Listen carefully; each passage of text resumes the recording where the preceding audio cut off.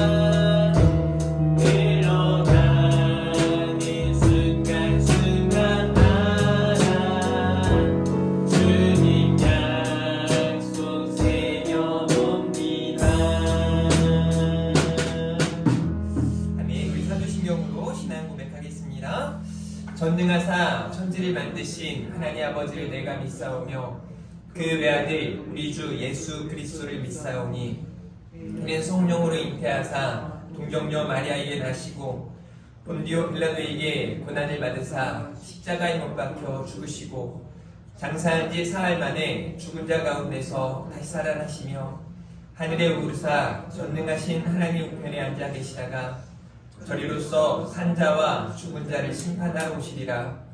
성령을 믿사오며 거룩한 공예와 성도가 서로 교통하는 것과 죄를 사하여 주시는 것과 몸이 다시 사는 것과 영원히 사는 것을 믿사옵나이다. 아멘. 우리 예수 십자가에 흘린 피로서 찬양 올려드리도록 하겠습니다.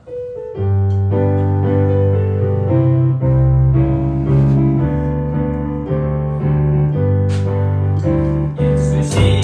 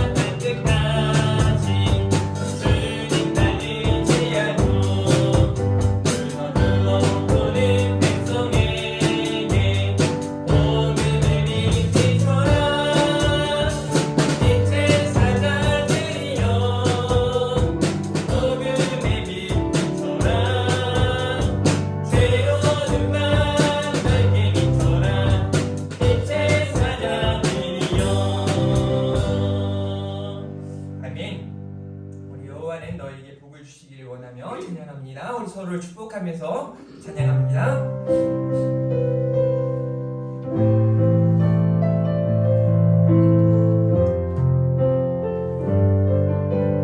여호와는 너에게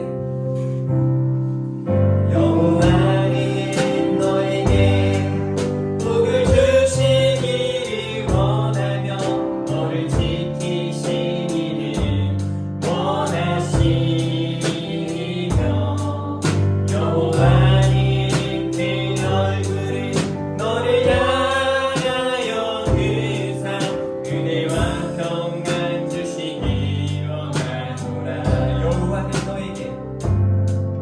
여호와는 너에게 복을 주시기를 원하며 너를 지키시기를 원하시며 여호와는 그 얼굴을 너를 향하여 드사 은혜와 평안 주시기 원하노라. 너를 보배롭고 존귀하게 여기시는 하나님이 내 삶 속에서 이 약속을 신실하게 이루시리. 땅이 기름진 곳으로 하늘의 시험한 곳으로 너를 복주시고 지키실 하나님이 너의 영혼 잘 되도록 은혜 베푸시며 건강으로 인도하시니. 땅이 기름진 곳으로 하늘의 시험한 곳으로 너를 복주시고 지키실 하나님이 너의 영혼 잘 되도록 은혜 베푸시며 건강으로 인도하시니. 내가 누려왔던 모든 것들이 내가 지나왔던 모든 시간이 내가 걸어왔던 모든 순간이 당연한 건 아니라 은혜였소. 아침해가 뜨고 저녁에 노을 봄의 꽃향기와 하늘의 열매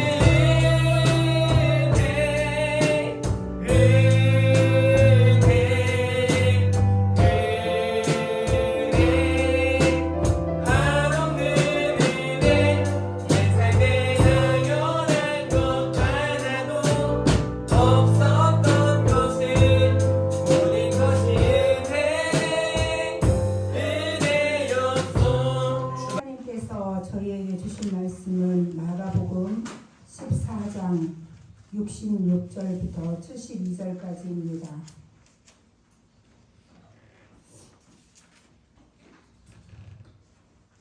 베드로는 아랫뜰에 있더니 대제사장의 여종 하나가 와서 베드로가 불 쬐고 있는 것을 보고 주목하여 이르되 너도 나사렛 예수와 함께 있었도다 하거늘 베드로가 부인하여 이르되 나는 네가 말하는 것이 무엇인지 알지도 못하고 깨닫지도 못하겠노라 하며 앞들로 나갈새 여종이 그를 보고 곁에 서 있는 자들에게 다시 이르되 이 사람은 그 도당이라 하되 또 부인하더라. 조금 후에 곁에 서 있는 사람들이 다시 베드로에게 말하되 너도 갈릴리 사람이니 참으로 그 도당이니라. 그러나 베드로가 저주하며 맹세하되 나는 너희가 말하는 이 사람을 알지 못하노라 하니 닭이 곧 두 번째 울더라. 이에 베드로가 예수께서 자기에게 하신 말씀 곧 닭이 두 번 울기 전에 네가 세 번 나를 부인하리라 하심이 기억되어 그 일을 생각하고 울었더라. 아멘. 네. 오늘 목사님께서 그 일을 생각하고 울었더라라는 제목으로 말씀을 전하실 때 큰 은혜가 되는 복된 시간 되시기를 축복합니다. 아멘. 우리 인사하겠습니다. 잘 나오셨습니다. 네, 한 번 더 승리하셨습니다. 네, 마지막으로 잘 되길 바랍니다. 네, 여러분들의 모든 행사가 잘 되고 형통하기를 주님의 이름으로 축복합니다. 오늘 그 일을 생각하고 울었더라 라는 제목으로 함께 말씀을 나눌 텐데요. 제가 방금 이 찬양을 같이 부르자고 했던 이유는 지금 시대에 교회다운 교회, 성도다운 성도들을 찾는 게 참 귀한 일인 것 같습니다.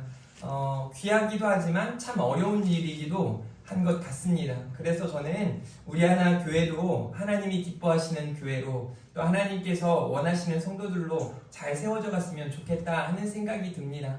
교회다운 교회, 성도다운 성도, 저 역시 목회자다운 목회자로 잘 세워져 가기를 바랍니다. 미래 교회학자 레너드 스비시라고 하는 사람이 2005년에도 이제 큰 컨퍼런스를 열고 그 이후에 여러 가지 내용들을 전하는데요. 특별히 포엠이라고 해서 M으로 시작하는 네 단어를 설명하면서 이렇게 이야기를 합니다. 교회가 이런 단계를 거쳐서 쇠퇴하게 될 수 있다. 그리고 각 교회마다 어떤 기준에 있는지 생각해 보아야 된다라는 그런 컨퍼런스 중요한 내용들이 있습니다. 첫 번째는요, 미션 처치인데요. 이거는 선교적인 교회 그리고 사명을 감당하는 교회죠. 가장 건강한 교회라고 할 수 있습니다. 저도 이런 미션 처치가 되어지기를 바라는 마음이 간절합니다. 온 성도님들이 선교적인 사명 또 여러분들이 가지고 있는 그 사명을 충실하게 감당하기를 바라는 것이죠. 그런 선교적 교회, 사명적 교회가 될 수 있기를 바랍니다. 두 번째로는요, 이렇게 교회가 세워지다가 조금 더 이제 지치게 되고 어떤 정착기 들어서면 반드시 이런 단계를 거친다고 하는데요. 미니스터리 처치라고 해서 목회적 교회라고 할 수 있습니다.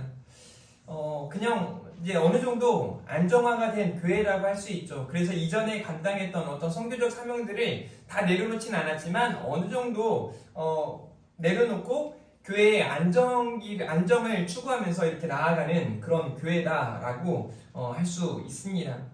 그 다음에 이제 메인트런스 처치라고 해서 현상 유지, 그러니까 그냥 현상 유지를 하기 위해 급급한 교회. 그래서 많은 목회자들이 지금의 교회들이 이런 교회다, 현상 유지를 하기 위해 세워진 교회, 현상 유지를 추구하며 나아가는 교회다, 그렇게 말을 하고 있습니다.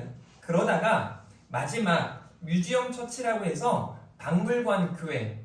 지난번에도 제가 잠깐 말씀드렸지만 교회가 카페로 변화되어지고 카페는 지금 막 줄을 잇는다고 하죠. 그런 식으로 이제 교회는 박물관 같이 그저 사람들이 구경하는 정도로만 이렇게 자기 할 수도 있다라는 것을 레너드 스윗이라고 하는 사람은 말해준 바 있습니다. 우리 교회는 어느 정도 위치에 있을까요? 그래서 저는 여기 선교적 교회, 사명을 감당하는 교회로 나아가기 위해 저부터 시작해서 여기 있는 온 성도님들이 먼저 일어나야 한다라는 생각이 듭니다. 이렇지 못한 교회들은요, 이렇게 세 가지 시간들을 갖게 되는데요. 후회하게 되고 반성하게 되고 회개하는 시간이 필요한데요. 제가 여러분들에게 늘 말씀드렸지만 후회는 자기 자신에게 하는 거예요. 자기 자신이 이러지 말았어야 하는데 왜 그랬을까 하는 후회. 또 반성은요, 내가 이런 행동을 해서 타인으로 하여금 아프게 하고 속상하게 했다는 거죠. 그래서 이런 말을 하는 거죠. 미안해, 내가 잘못했어. 이런 말들을 할 때가 많죠. 아이들도 그렇습니다. 자기가 잘못했는데도 불구하고 사과하라는 말을 잘 듣지 못해요. 그런데 어떻게 보면 지금의 교회들도 그런 것 같아요. 또 회개는요, 이런 단계들을 넘어선 하나님 앞에 회개하는 건데요, 하나님께 마음을 다시 향하는 거죠. 돌이키는 겁니다. 이 시간이 우리에게 필요하다는 거죠. 우리가 하나님 앞에 어떤 이런 각성의 시간을 가질 때 우리는 다시금 하나님이 주시는 큰 은혜를 경험하게 될 줄 믿습니다. 오늘 예수님을 부인한 베드로에 대한 이야기가 등장을 하죠. 이 이야기를 저는 몇 주 전부터 묵상을 하면서 마음에 자꾸 이렇게 일어나는 마음들이 있었어요. 생각들이 있었어요. 그것은 뭐냐면 우리가 여기 이 베드로처럼 어쩌면 예수님을 부인하고 예수님을 외면하고 살아가고 있진 않은가. 베드로는요, 어쩌면 자신을 살리기 위해 이 땅에 오신 예수님을 이미 깊이 경험했고 참 사랑하는 사람이었는데, 그 예수님을 왜 부인하고 왜 외면하냐면 자기가 살기 위해서 그렇더라고요. 그런데 이게 지금의 교회들 안에 많은 성도들이 살기 위해 신앙생활을 어느 정도 뒷전으로 하는 사람들이 많이 있다는 거죠. 너무 가슴 아픈 일이기도 하지만 이게 현실이에요. 그래서 오늘 사랑하는 예수님을 부인하게 된 베드로를 우리가 살펴보면서 후회하지 않는 인생으로 다시 서는 귀한 시간이 되었으면 좋겠습니다. 오늘은 우리가 후회하지 않는 인생을 살기 위해서 어떻게 해야 되는가에 대해서 생각해보는 시간을 가질 텐데요. 그 일을 생각하고 울었더라 라는 제목으로 세 가지 메시지를 전할 때 우리가 함께 은혜를 나누었으면 좋겠어요. 첫 번째는요, 끝까지 사랑해야 해요. 베드로도 예수님을 사랑했습니다. 우리가 말씀을 통해서 볼 수 있지만 지난주도 그렇고 이번 주도 그렇고 베드로는요, 예수님을 따라갑니다. 그 자리가 위험한 자리고 예수님이 지금 위협 앞에 끌려갔음을 알고 있음에도 불구하고 그 예수님을 사랑하기에 쫓아가는 거죠. 오늘 본문 66절인데요. 같이 한번 읽어볼까요? 시작!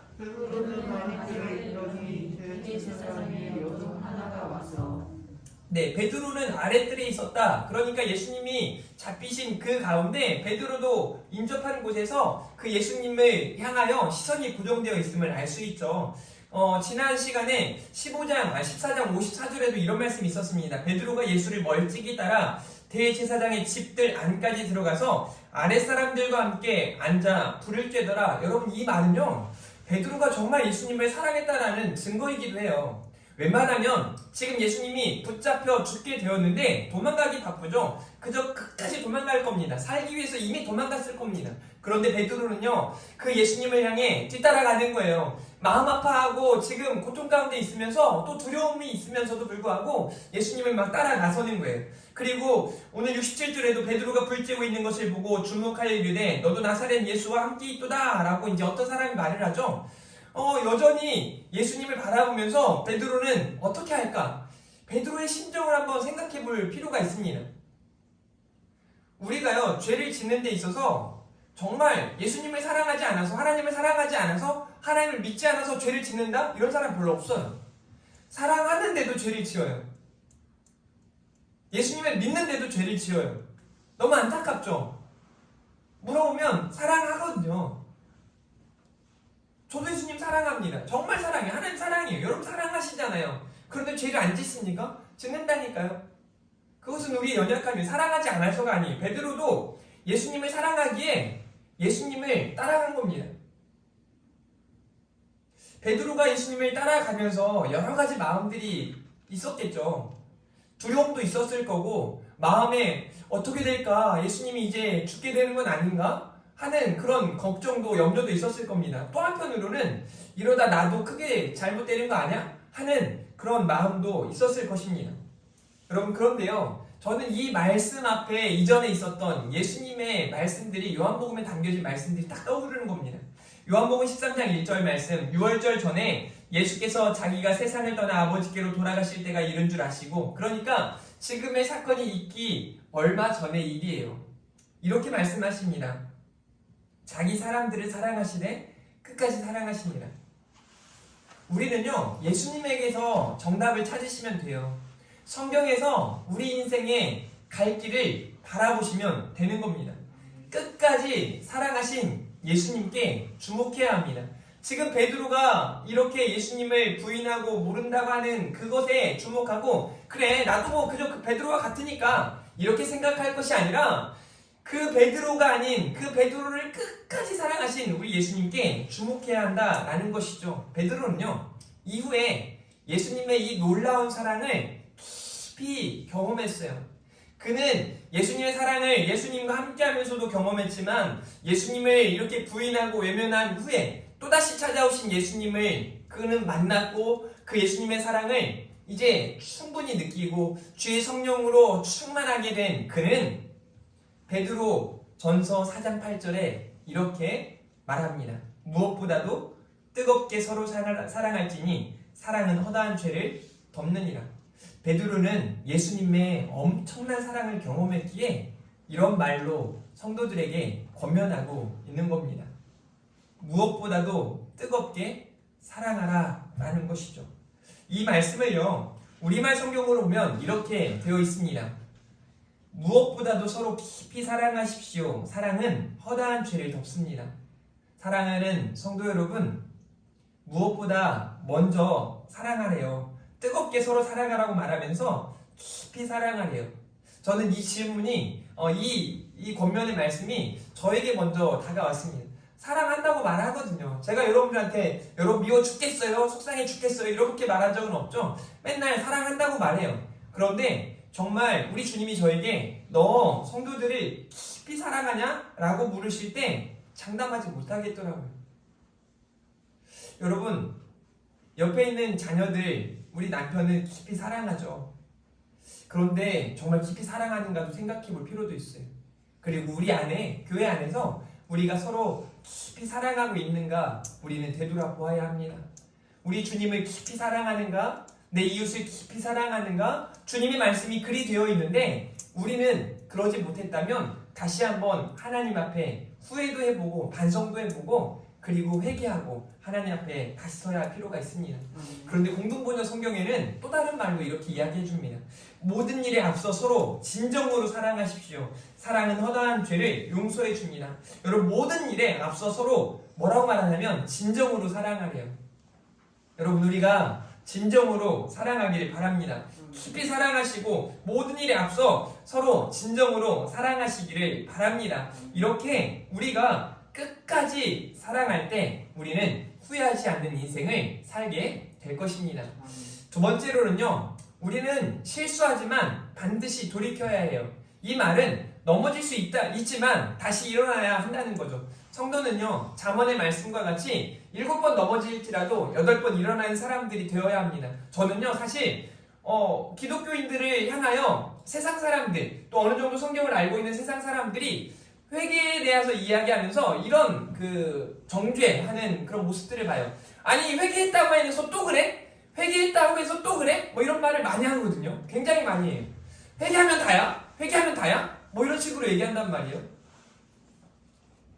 그 말 때문에 기독교인들에게 있어서 마귀가 지는 어떤 정죄의식이 있어요. 회개했음에도 불구하고 그래, 나는 근데 지난번에 이 죄를 지었어. 난 또 이 죄를 지을 수 있어. 혹은 또 죄를 지어요. 그러니까 그래, 내 믿음은 가짜야. 나는 어쩔 수 없어. 포기하자. 그만하자. 그리고 그냥 죄와 벗삼는 거죠. 죄와 함께하는 거죠. 이게 마귀가 노리는 거거든요. 마귀가 노리는 걸 세상 사람들을 통해 우리에게 막 이야기하고 우리는 그 말로 정죄의식에 사로잡혀서 뭐 하나 제대로 할 수가 없는 거예요. 그런데요, 우리 하나님은 그렇게 원하지 않으세요. 여전히 회개하기를 원하세요. 계속해서 회개하길 원하세요. 끝까지 회개하길 원하세요. 오늘 말씀을 이어서 보도록 하겠습니다. 67절 말씀에 이렇게 돼 있어요. 베드로가 불 쬐고 있는 것을 보고 주목하여 이르되 너도 나사렛 예수와 함께 있었도다 하거늘 베드로가 부인하여 이르되 나는 내가 말하는 것이 무엇인지 알지도 못하고 깨닫지도 못하겠노라 하며 앞들로 나갈세. 여러분, 이제 베드로가 아랫뜰에서 앞들로 옮기면서 어떤 생각을 했을까요? 저는요, 제가 베드로 입장이었다면 어떤 생각이 들었을까? 참 막 후회가 되는 거죠. 베드로가 예수님 사랑해가지고 지금 끝까지 따라가거든요. 아니, 이전에 자기가 했던 말들이 있거든요. 다른 사람 다 외면해도 나는 외면하지 않을 거예요. 나는 부인하지 않을 거예요. 막 예수님의 잡으러 왔을 때 말고의 대제사장의 종 말고의 길을 치기까지 베드로는요 아직 혈기왕성하고 막 호언장담하면서 그러지 않을 것을 이야기했고 말했어요. 그런데 지금 자체도 굉장히 부끄러운 모습 아닙니까? 예수님을 졸졸졸 따라가기만 하는 거예요. 두려워가지고 마음에 걱정하면서 자신도 어떻게 될까? 그러면서 불을 찌고 있는 거예요. 예수님 어떻게 될까? 그러다가 그 옆에 있는 사람이 당신도 예수님과 함께한 다른 사람이다 라고 말하니까 베드로가 이렇게 말하는 거예요. 나는 내가 말하는 것이 너 무슨 말 하는 거야? 아주 그냥 나는 아니다고 말하는 거죠. 발뺌하는 거죠. 네가 말하는 게 무슨 말인지도 못하겠고 나는 깨닫지도 못하겠다. 그러면서 그 자리를 피하는 거예요. 얼마나 미련해 보이고 한심해 보입니까? 근데 이런 모습이 지금 시대의 기독교인들 가운데 굉장히 많이 나타나고 있습니다. 우리가 그럴 때도 너무 많습니다. 그리고 29절에 또 이렇게 말하죠. 여종이 그를 보고 곁에 서 있는 자에게 다시 이르되 이 사람은 그 도당이다. 그런데 여기서 그를 보고라고 하는 단어를 제가 찾아봤더니 그 여종이요 그냥 이렇게 본 게 아니에요. 언어적인 내용으로 오면 그를 노려보았다, 유심히 보았다, 그를 째려보았다, 뭐 이런 식이에요. 무슨 말인지 알죠? 저 사람도 죄인이야, 저 사람도 죽일 사람이 하고 노려보는 거예요. 우리가 이런 거 있잖아. 아이들이 뭔가 잘못했을 때 부모들이 아주 그 인자한 얼굴로 바라보면서 뭐 너도 그럴 수 있겠지 뭐 이러면은 아무 교육이 안 되잖아요. 그래서 막 눈을 부릅뜨고 쳐다본단 말이에요. 아마 그런 식이에요. 이 여종이 베드로를 노려봤다라고 말하는 게 확실합니다.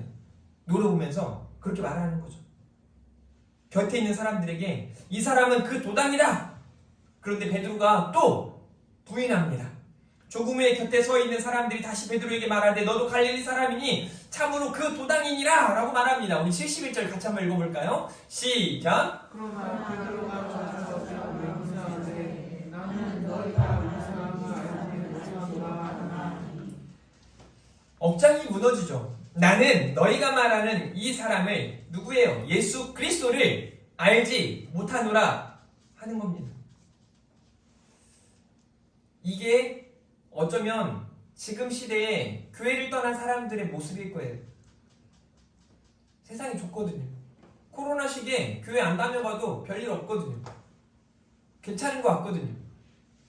오히려 교회 다니는 게 손해되는 것처럼 보여질 수 있거든요.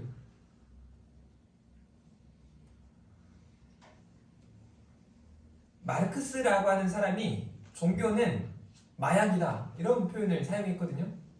뭐 마약의 어떤 중독성, 끊을 수 없는 것에 대한 이야기를 한 거겠죠.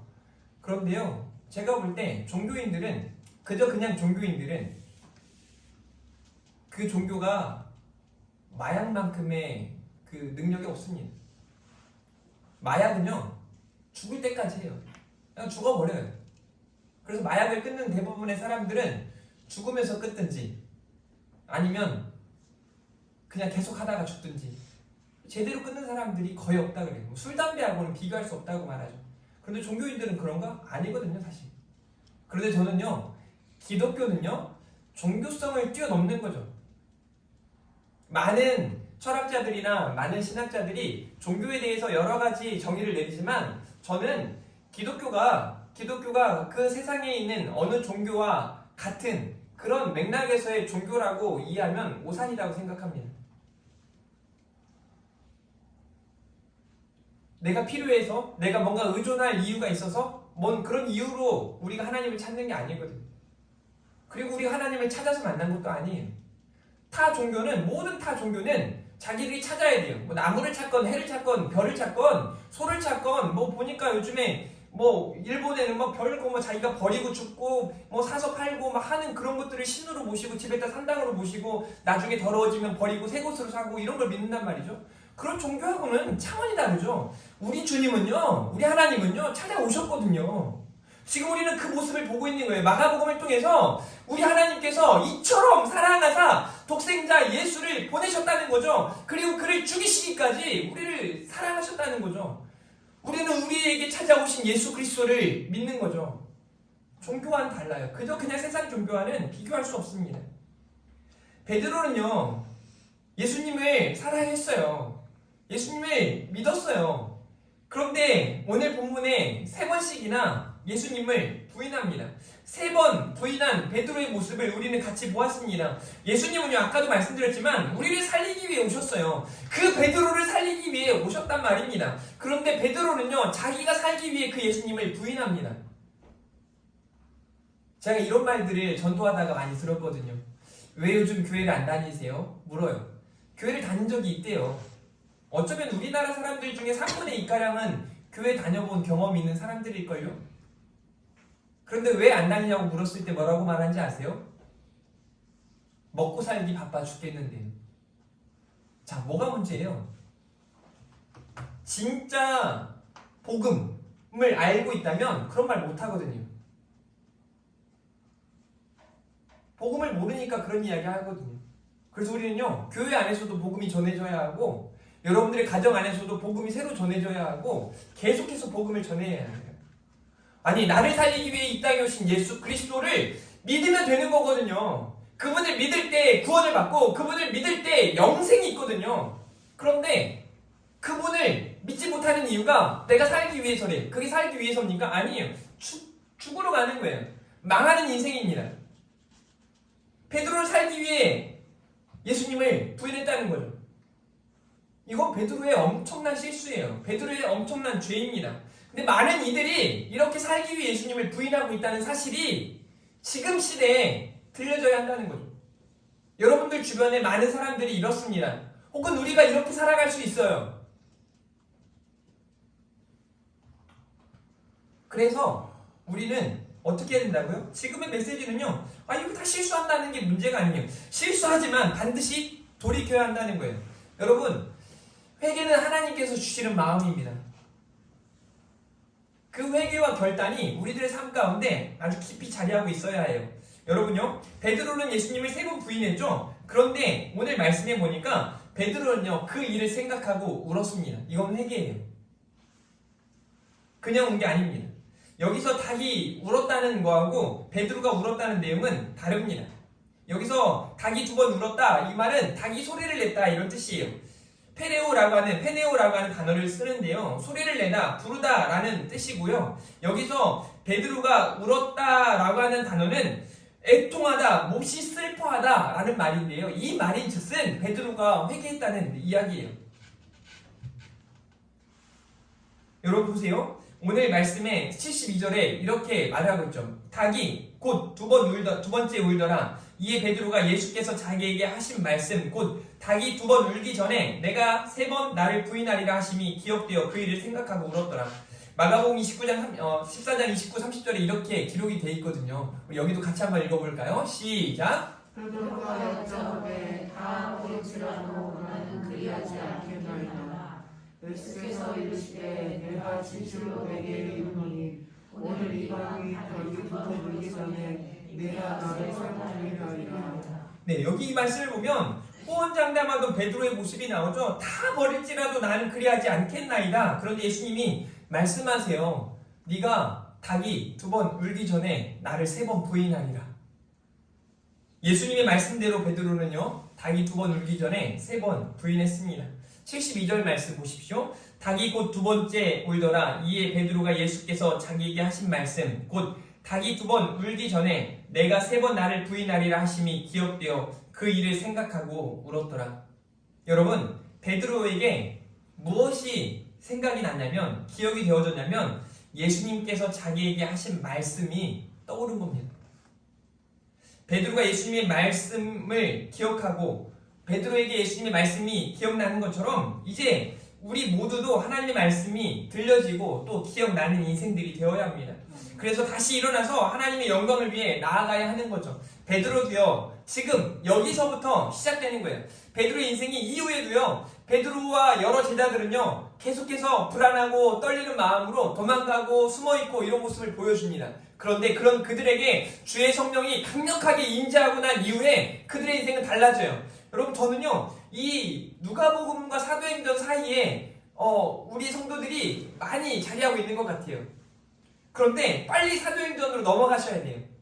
신앙생활 하는데 언제까지 그렇게 하실 겁니까? 신앙생활을 하는데 안 하는 사람들은 뭐 둘째치고요. 신앙생활 하는데 언제까지 지금 베드로의 모습처럼 믿는다고 사랑한다고 말하면서 계속해서 지금도 울었거든요. 그 일을 생각하고 예수님이 하셨던 나는 예수님을 절대 버리지 않겠습니다. 그런데 베드로는 예수님을 버렸거든요. 그리고 3번이나 부인했거든요. 그 말씀이 떠오르고 그 일이 생각나서 오늘도 울어요. 그런데 이 이후에 사도행전에 나아가기 전까지 여전히 베드로도요, 제자들과 함께 숨어 지내요. 도망가요. 각기 먹고 살기 위해 일을 합니다. 믿는다고 말하지만, 사랑한다고 말하지만 그래요. 그런데요, 그런 그들이 오순절 마가다락방에 성령의 강력한 인재를 경험하고 난 이후에 달라져요. 어떤 일이 벌어집니까? 사도행전 2장에 모든 물건들을 통용하고 서로 나눠주고 사랑하고 정말 하나님을 사랑하고 이웃을 사랑하는 모습이 보여지는 거죠. 이제는 기도하는 곳으로 습관처럼 나아갑니다. 그래서 성전 민문에 앉아서 구걸하던 한 번도 일어나보지 못한 그 인생들을 향하여, 여러분, 그 사람의 베드로나 요한이 첫 번째 만났을까요? 저는 아니라고 봅니다. 왜냐하면 이 사람은요, 거기 성전 민문에 앉아서 날마다 구걸하는 사람이라고 성경은 말하죠. 그런데 요한은 그에게 이전에 아무것도 해주지 못했습니다. 그런데 그들을 주목하고 달라진 거예요.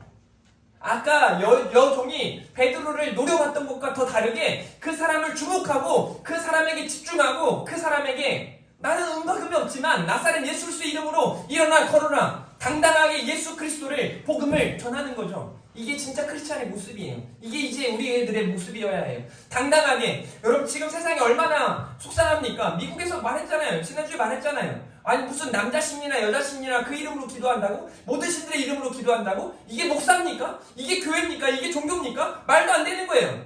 그런데 그런 모습을 기독교가 국교라고 하는 미국에서 실제 일어나고 있는 일들이에요. 한국교회는 더 하지 않습니까? 더 심해요. 전도하지 못하는 거잖아요. 뭐 하지 못하는 거잖아요. 심각합니다. 그러면 뭐 다 그러면 어떡합니까? 라고 말하실 거예요? 아니에요. 이제 우리는 일어나야 돼요. 하나님의 영광을 위해 일어나야 돼요. 제가 사무엘하를 새벽에 쭉 설교를 하면서 참 다윗이요, 와, 이러니까 진짜 하나님이 이 다윗이라고 하는 사람을 기뻐하셨겠다 하는 생각이 드는 이유가 뭔지 아십니까? 다윗이요, 우리보다 더 실수를 많이 하더라고요. 아니, 심각한 죄들을 많이 지어요. 그러니까 끝까지 그럴 것 같은데 마지막에 인구조사를 하잖아요. 인구조사를 하는데 내용을 보면 이 사무엘하고 역대상하고 내용이 달라요. 여기는요, 뭐라고 나오냐면 사단이 그의 마음을 경노케 했다라고 나오는데, 여기 사무엘하는 하나님이 그들을 경노하게 하셨다, 다윗을 그렇게 죄짓게 하셨다라고 나오는데 그 내용이 다른 것 같잖아요. 그게 아니에요. 사람들을 주목하는 이스라엘 백성들, 사람들에게 뭔가 자기가 지금까지 이루었다, 나의 업적이다, 내가 했다, 그런 마음으로 이제 하나님이 이기게 하셨다는 게 아니라 이런 사람들이, 나의 군사들이 얼마나 될까? 그래서 인구조사를 하는 거예요. 군사들을 조사하는 거죠. 그래서 130만의 사람들이 나를 이기겠다, 이 든든한 사람들이다, 이런 뉘앙스예요. 그게 하나님 마음에 죄로 보이는 거예요. 하나님이 그걸 싫어하신 거예요. 그걸 마귀에게 허용을 하신 거죠. 근데 너무 감사한 건요, 다윗이 간음도 하고 살인도 하고 살인 두사도 하고 별 죄를 다 짓잖아요. 그죠? 지금도 또 교만한 죄거든요, 이건. 그런 죄를 짓잖아요. 그런데 이렇게 말합니다. 다윗이 인구 조사를 하고 그 일을 마친 후에 회개했다는 거예요. 마친 후에 자기가 잘못했음을 깨달았다는 거예요. 그리고 하나님께 기도하는 거예요. 저는 이게 지금 이 시대의 크리스찬에게 하나님이 주시는 강력한 메시지라고 생각합니다. 들려지는데도 깨닫지 못하는 사람들이 얼마나 많은지 몰라요. 들었음에도 불구하고 뭐가 달라지겠어 하고 변화되지 않는 거죠. 그런데 다윗은요 다른 거예요. 엎드리는 겁니다. 아주 엎드리는 겁니다. 그리고 솔로몬에게 하는 메시지를 들어보니까 이래서 다윗이구나 하는 생각이 드는 거예요. 너 떠나지 말라. 말씀을 떠나지 말라는 거예요. 하나님을 위한 삶을 살라는 거예요. 이게 지금 이 시대에 들려줘야 하나님의 메시지예요. 우리가 잘못한 거 하나님 다 아세요. 저는 모를 수 있어요. 그런데 하나님 다 아세요. 근데 중요한 건요, 여기 이 말씀 앞에 이 회개하는 심령을 주시는 분은 하나님이시라는 거예요. 그런 심령을 하나님이 오늘 여러분들에게 저에게 부어주시고, 그래서 우리 교회가 일어나길 바라는 거예요. 우리 교회가 그 일을 생각하고 울었더라 라는 제목으로 오늘 말씀을 나누면서요, 정말 다시 한번 우리가 성장과 성숙과 부흥을 위해 다시 한번 개혁되어지기를 원합니다. 하나님 앞에 돌이키길 원해요. 오늘 말씀을 생각해 보시죠. 베드로는 예수님 사랑했어요. 우리도 사랑해요. 그런데 베드로는요, 예수님을 3번 부인했습니다. 우리도 그렇게 살고 있을 때가 많아요. 그러나 베드로는 그 일을 생각하고 울었습니다. 이제 누가복음까지의 베드로의 인생이 아니라 그 이후에 사도행전에 나타난 베드로의 인생이 우리의 인생들이 되어지길 원합니다. 지금 시대에 교회가 부흥하는 게 기적 같은 일이라고요? 아닙니다. 교회는 부흥하게 돼 있어요. 원래 교회는 자연스럽게 부흥할 수밖에 없는 구조입니다. 사랑하는데요. 끝까지 사랑하는데요. 잘못을 인정하고 미안하다 사과하고 무엇보다 하나님 앞에 회개하는데요. 우리 교회가 먼저 그렇게 되어지길 원합니다. 이제 우리 교회 안에 찾아오는 모든 영혼들에게 그 하나님의 사랑을 느낄 수 있도록 우리가 만들어 갔으면 좋겠습니다. 어린아이 하나부터 모든 어른에 이르기까지 어느 한 사람이라도 우리 교회에 오셨을 때 그 사랑을 경험하고 그리하지 못했음을 우리 서로가 인정하고 회개하고 다시 한번 우리 교회 안에 뜨겁게 사랑하는 역사, 먼저 사랑하는 모든 일에 앞서 사랑하는 그 일, 깊이 사랑하는 그 하나님의 은혜가 전해질 수 있기를 주님의 이름으로 축복합니다. 우리 이 말씀들 생각하면서 우리 지난주에도 불렀던 날 대속하신 예수께 내 생명 모두 드리니 라는 이 찬양을 부르실 때 우리 안에 막 사명감이 부릴 듯 막 일어났으면 좋겠습니다. 같이 한번 찬양할까요? 날 대속하신 예수께 찬양하면서 준비된 예물도 드립니다.